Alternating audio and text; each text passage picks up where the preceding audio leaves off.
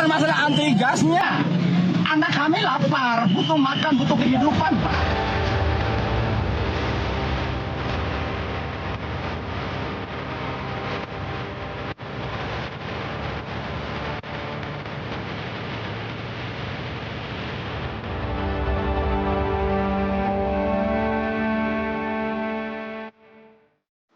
Selamat malam pemirsa, Anda masih bersama kami dalam NTV Prime Dialog, saya Doni The Kaiser. Pengaturan LPG bersubsidi 3 kg membuat gaduh. Strategi dan penataan yang dilakukan oleh Kementerian ESDM guna memastikan LPG subsidi 3 kg tepat sasaran sempat membuat kelangkaan LPG itu. Presiden menengahi gaduh dengan mengizinkan kembali LPG bersubsidi 3 kg dijual kembali di tingkat agen pengecer. Untuk kebutuhan subsidi gas LPG 3 kg, pemerintah telah menggelontorkan dana sebesar 87 triliun rupiah per tahun. Secara berkala, Kementerian ESDM akan menatalaksanakan aturan agar gas LPG bisa tetap terjangkau masyarakat. Kami ajak Anda pemirsa untuk berdiskusi dan membahas terkait dengan kisruh atau gaduh gas LPG melon ini. Kami sudah menghadirkan narasumber semuanya melalui sambungan Zoom dan sudah siap di ujung sana. Ada yang pertama adalah pengurus harian YLKI Sri Wahyuni dan juga anggota Komisi 12 DPR RI Sugeng Suparwoto. Selamat malam Bu Sri dan Pak Sugeng. Malam. Baik, selamat malam. Terima kasih Bapak Ibu sudah bersama kami. Saya ingin memulai diskusi dengan Anda berdua dengan mengajak Anda dan pemirsa untuk sama-sama kita melihat dulu tayangan yang berikut ini. DPR dan pemerintah telah menimbang aspirasi publik terkait polemik gas LPG 3 kg. Ujungnya, Presiden Prabowo Subianto memerintahkan Kementerian ESDM untuk kembali membolehkan pengecer menjual gas LPG bersubsidi 3 kg. Ya, DPR RI sudah berkomunikasi dengan Presiden sejak semalam dan bahwa kemudian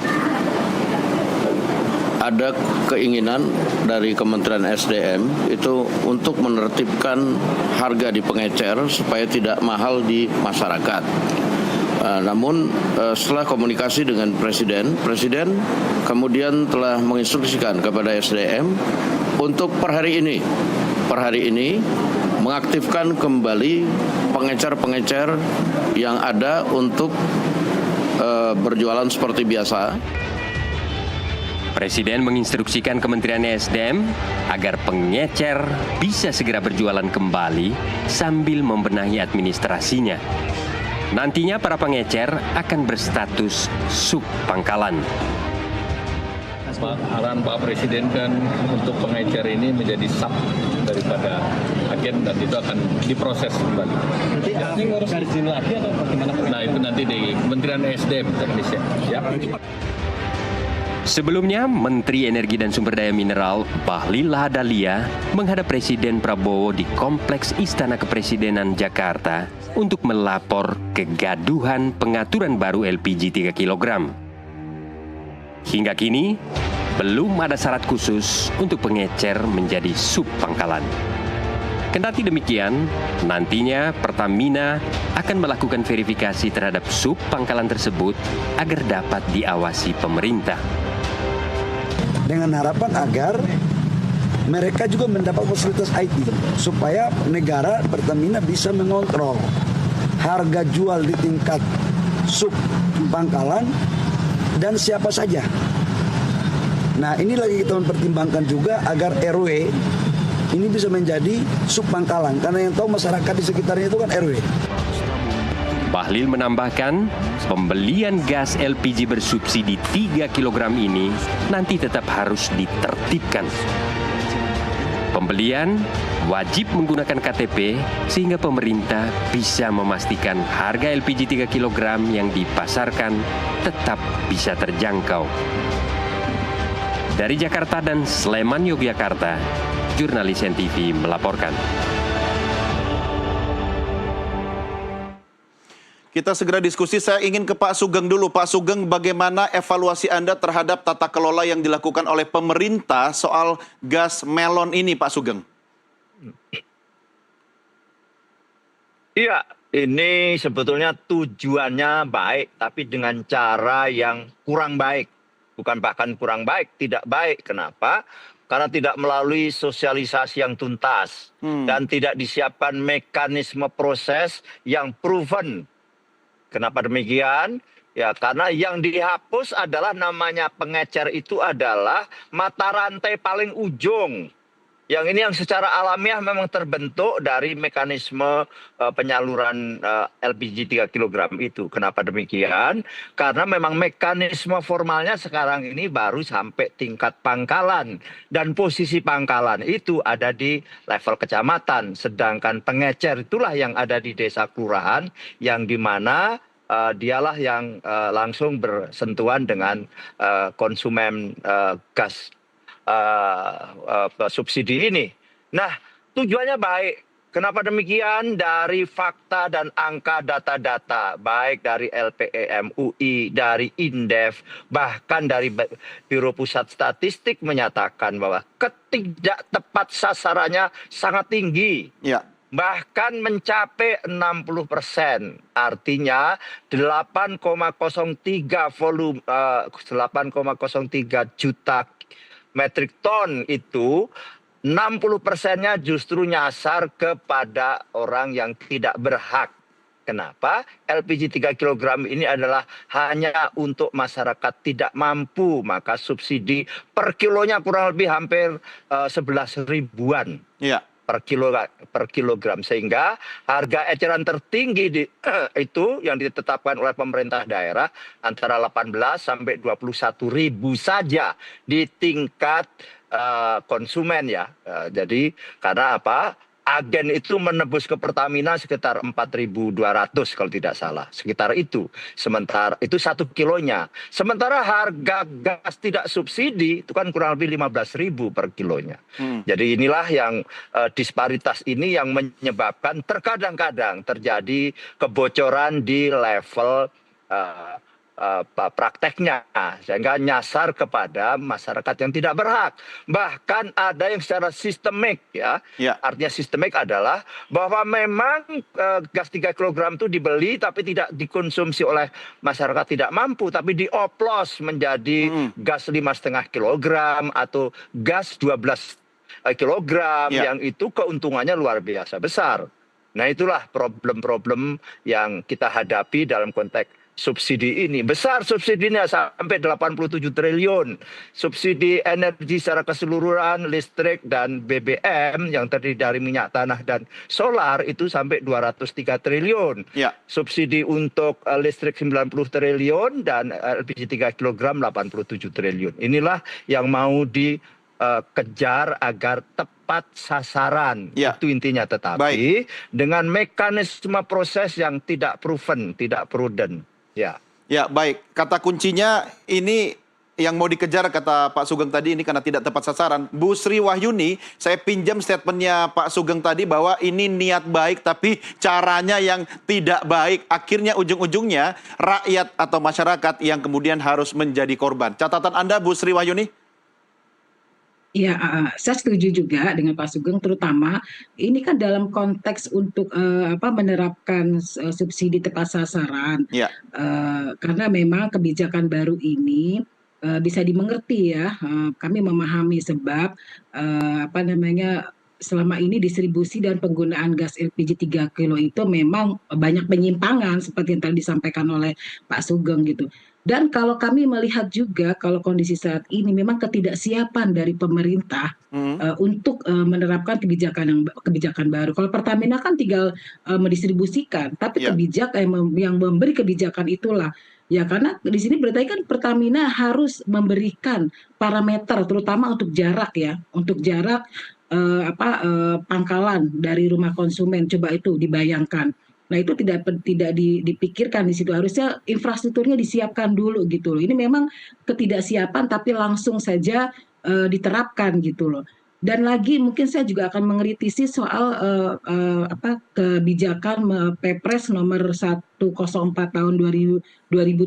Ya. Di situ kan tertulis bahwa LPG 3 kilo itu diperuntukkan untuk rumah tangga dan usaha mikro, Ya, gitu kan. UMKM Jadi ya. siapapun boleh, iya siapapun boleh, karena memang Perpresnya sudah mengatakan seperti itu. Berarti revisi Perpresnya gitu loh. Kalau memang itu ditujukan oleh rumah tangga miskin, ya ditulis dengan tegas di situ. Jadi tidak ada terjadi overlap penyimpangan dari gas tersebut gitu. Karena memang kan berarti memang salah sasaran. Ya. Yang menikmati siapa gitu loh. Tapi kan yang utama Bu Sri soal disparitas harga ya, soal perbedaan harga gas 3 kg ini yang utama sebenarnya.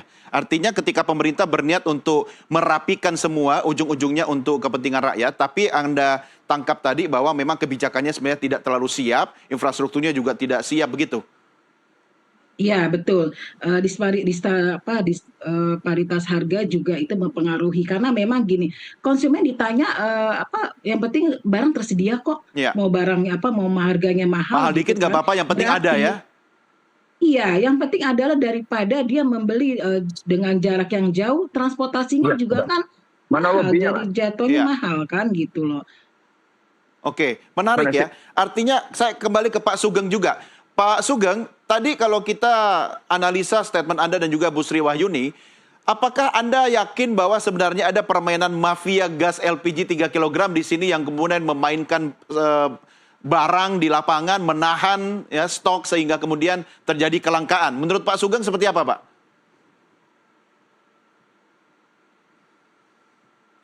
Masih di mute Pak Sugeng?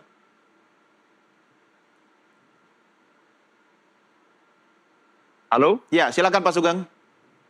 Ya, kita tidak prejudice ya, tidak Ya. menuduh ada mafia, tetapi memang membuka kesempatan untuk dioplos. Kenapa? Karena subsidi terhadap barang salah satu risikonya adalah ini. Bisa bayangkan barangnya sama, hanya timbangannya yang berbeda, harganya jauh sekali. Barangnya namanya LPG, liquefied petroleum gas. Sama yang 3 kg dengan yang timbangan 5,5 kg yang pink dan juga yang 12 kg warna biru, itu harganya beda. Maka mengoplos itu adalah sebuah peluang yang memang terbuka lebar. Ya, kalau hitung-hitungan Di bisnis tengah-tengah mengoplos moral itu pasti hazard, untung ya ya. Pak Sugeng ya. Betul, moral hazard. Bayangkan membeli 5 tabung itu harganya cuma 105.000 saja atau 110.000 saja. Tetapi begitu dioplos 15 kilo menjadi 12 kilo, harganya menjadi 200.000. Itu fakta lapangannya. Sehingga sebagaimana ditengarai baik oleh para pengamat dan para peneliti dan sebagainya, tingkat kebocorannya itu luar biasa tinggi. Iya. Tingkat ketidak tepat sasarannya tinggi. Artinya jadi, Pak Sugeng, inilah yang juga kita, kalau saya kembalikan tadi ke statement Anda yang awal, niat baik, caranya yang kurang baik, itu sebenarnya kalau ada istilah mafia ini merasa terancam, mafia gas fight back, kemudian menimbulkan kelangkaan di lapangan, itu teori seperti itu bagaimana Anda melihatnya? Iya, memang kalau tuduhan yang sifatnya konspiratif, ya kita tidak usah menduga-duga ke situ. Iya. Tetapi yang jelas, kenapa? Karena yang dihapus adalah mata rantai paling ujung, Iya. yakni pengecer. Yang itu secara alamiah tumbuh memang, karena selama ini mata rantai paling ujung itu adalah di di tingkat kecamatan lah gitu ya. Setelah agen, maka pangkalan gitu loh. Nah inilah yang terjadi, pengecer. Sebetulnya ini adalah justru membantu bagaimana mendistribusikan barang subsidi ini. Tinggal ada semacam ya katakanlah pendampingan bagi pengecer ini untuk apa? Untuk mendata bahwa barang ini yang berhak membeli adalah si A, si B, si C. Itu atas masukan dari siapa? Kita ini sebagai pemerintahan yang paling lengkap di dunia. Ada RT, ada RW, Betul. ada kelurahan, ada kecamatan, ada camat.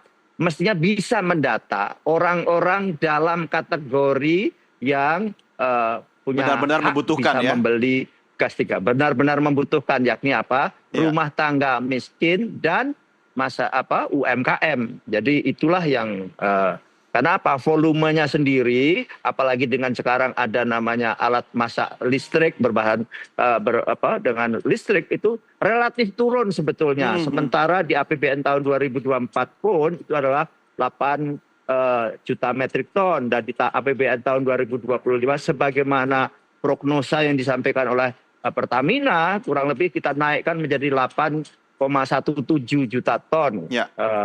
Jadi volume itu cukup. Tapi tadi karena memang sering terjadi kebocoran di tingkat bawah karena ada moral hazard, dan moral hazard itu memang mendapat peluang yang besar sekali, maka itulah sering menyimpang demikian. Jadi lantas apa solusinya ke depan? Solusinya adalah itulah Pak Prabowo sebagai presiden sudah memutuskan betul sementara jalan dulu lagi sebagaimana yang kemarin-kemarin mekanisme proses. Tinggal diberi pendampingan oleh siapa? Oleh RT RW si pengecer tadi. Toh pengecer paling volumenya dia menguasai katakanlah 10 sampai 15 tabung saja biasanya. Kita anggap aja ini masa transisi ya Pak Sugeng ya.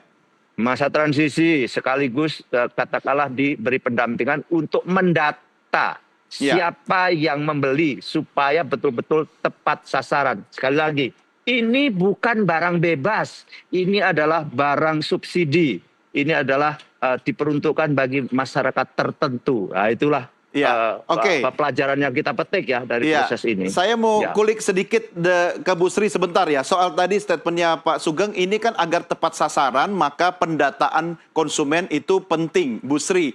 Agar tidak pesannya ini bias, tidak menganggap masyarakat dipersulit lah dengan pendataan dan sebagainya. Menurut Bu Sri Wahyuni, pemerintah harusnya seperti apa untuk komunikasi publiknya, biar tidak kisruh lagi di lapangan, Bu Sri? Iya, benar tepat. Itu kan harus punya sistem lah. Kalau nggak gitu nanti yang tidak berhak untuk menerima subsidi, akhirnya juga menerima.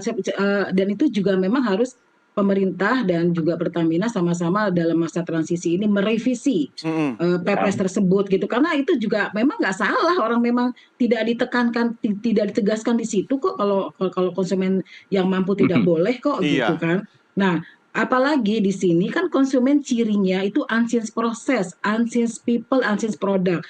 Dia tidak peduli mau proses kayak gimana, mau ada mafia atau apa, mereka nggak peduli. Yang mereka inginkan adalah janji kamu apa, janji pemerintah apa, janji Pertamina apa. Saya membutuhkan produk ini, yang penting barang ada, saya bayar berapapun nggak masalah gitu.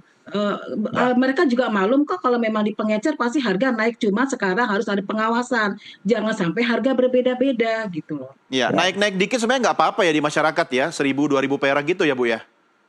Iya, daripada dia harus ke pangkalan, kemudian butuh transportasi, belum bawanya repot. Ya, artinya sebenarnya pemerintah juga kan sudah menyampaikan bahwa stok aman, jangan khawatir. Cuma terjadi kelangkaan di lapangan, ini kan soal jalur distribusi. Bagaimana Bu Sri? Iya, kelangkaan itu karena apa ya? Karena kan barangnya nggak sampai ke pengecer ya, akhirnya barang nggak ada kan. Jadi menganggap bahwa itu langka, padahal ada barangnya gitu, tersedia. Nah sekarang bagaimana mengawasinya gitu? Oke, soal pengawasan kita akan lanjutkan diskusi kita di segmen berikutnya. Bu Sri dan Pak Sugeng, kita rehat sejenak pemirsa, jangan kemana-mana, kami segera kembali sesaat lagi.